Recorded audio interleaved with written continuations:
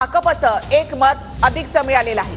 Nikolay यांनी भेट घेतलेली होती नार्वेकरांची। नार्वेकरांना आता भाकपचं अधिकचं एक मत मिळालेलं आहे।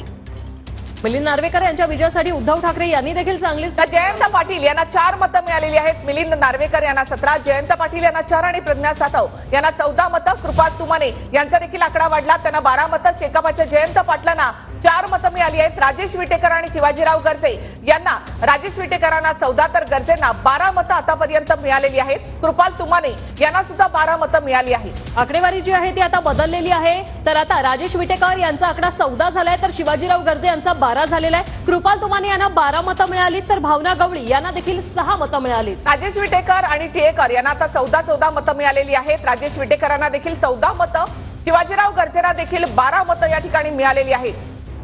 तर मिलिंद नार्वेकर 17, प्रज्ञा सातव 14, जयंत पाटील 4 मतांवर, राजेश विटेकर यांना 14 मतं, शिवाजीराव गर्जेंना 12 मतं, पंकजा मुंडेंना आता 10 मतं मिळाली आहेत। सदाभाऊ खोत यांना 3, भावना गवळींना 6 आणि कृपाल तुमाने यांना 12। तर योगेश टिळेकर यांना आता 15 मतं मिळालेली आहेत। एक मताने आता वाढ। शिवाजीराव गर्जे यांना 15 मतं, पंकजा मुंडेंना 10 मतं, सदाभाऊ खोत 3, शिवाजीराव गर्जे यांना 15 मतं, राजेश विटेकर यांना 14 मतं, योगेश टिळेकर यांना देखील 15 मतं मिळालेली आहेत। तर मिलिंद नार्वेकर 17, जयंत पाटील 4, प्रज्ञा सातव 14, तर अमित गोरखे यांना 16 मतं मिळालेली आहेत। भाजपचे अमित गोरखे यांना 16 मतं, परिणय फुकेंना 5 आणि योगेश टिळेकर यांना 15 मतं मिळाली आहेत।